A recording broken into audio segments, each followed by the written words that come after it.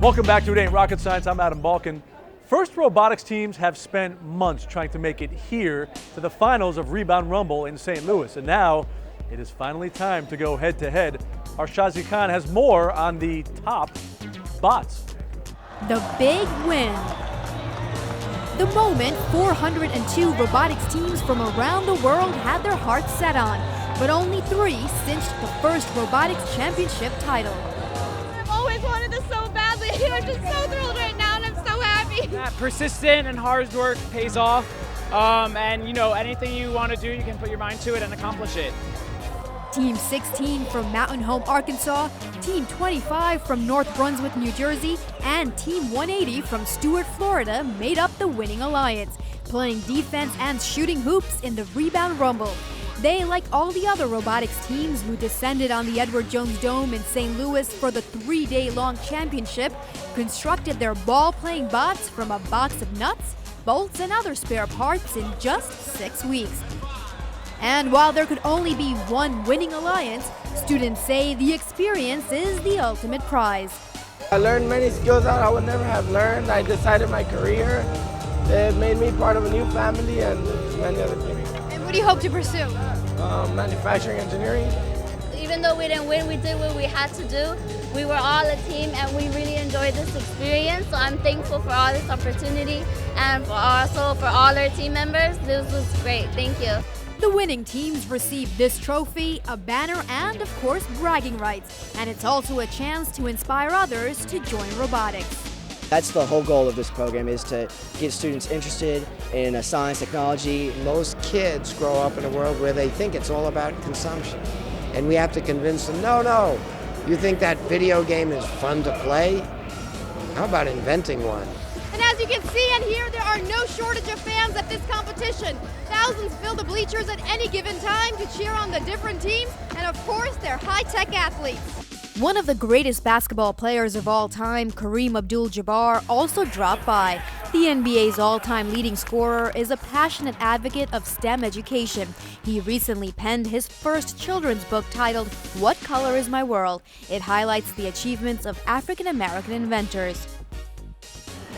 You know, popular culture tells these kids that the only places that they can succeed is if they're great athletes or entertainers. And there's a whole lot more that's possible out there. As FIRST Robotics continues to prove. We now go from a battle of the bots to a battle of the brains. 4 finalists were chosen in the Wouldn't It Be Cool If contest, sponsored by Time Warner Cable's Connect a Million Minds and I Am First. We take you now to the final round of the competition. It was the meeting of the minds in St. Louis, where budding inventors shared some very cool ideas as part of the first ever Wouldn't It Be Cool If competition. We were hoping that Wouldn't It Be Cool If would be a real inspiration for kids, that they would find some creativity and some passion around big ideas that could make their world more awesome. 4 finalists, selected from 1,000 student entries, came out to the Edward Jones Dome to pitch those big ideas and explain just how math and science would make them work. People looking around them saying, here's a problem, here's an idea to solve it, here's an invention. Our Adam Balkin hosted the finals, and judges included inventor Dean Kamen and Black Eyed Peas frontman will.i.am.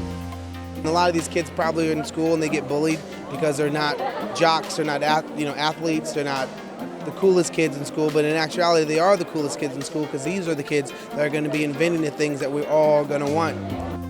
Invention ideas included the eye stand to better organize sheet music, to the bone analyzer kit which would detect possible fractures with just a blood test, to a coffee filter that would infuse vitamins into a cup of joe. 15-year-old Grayson McCluskey came out on top with the Baby Safe Rider, a device that would monitor the temperature of a baby inside a car. What advice would you have for kids who have all these ideas running through their mind? Write them down. Do not forget them. Study, focus in school, especially in math and science. It really does help you for the better.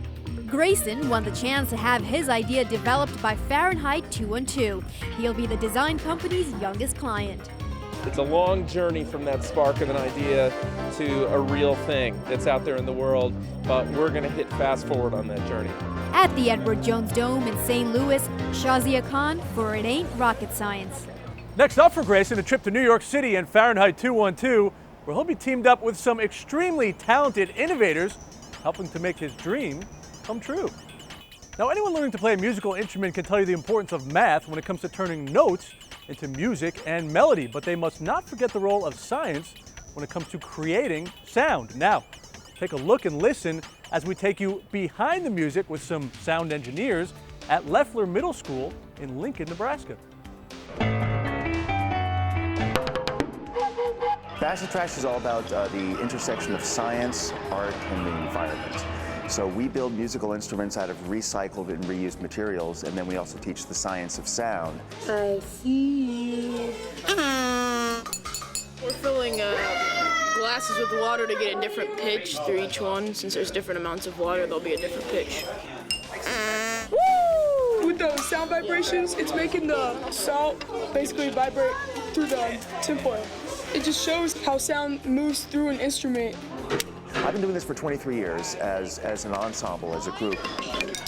But I've been doing this basically my entire life since I was really their age. I got a straw, a whole bunch of duct tape, and then I don't know what these are, but we added a whole bunch of them together.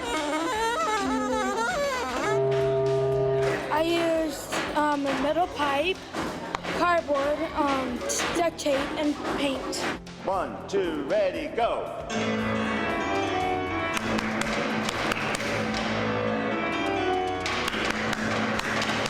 All this is going to come together to do a performance of the Beatles songs, where the kids play the instruments, the musical machines will join in, and they'll have learned some of the history behind it as well.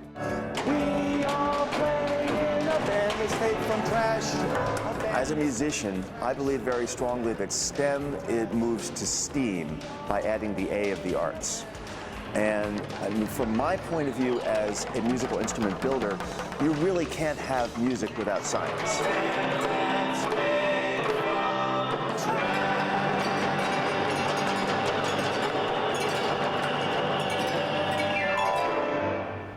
Well, that wraps it up for this edition of It Ain't Rocket Science. From St. Louis, I'm Adam Balkin.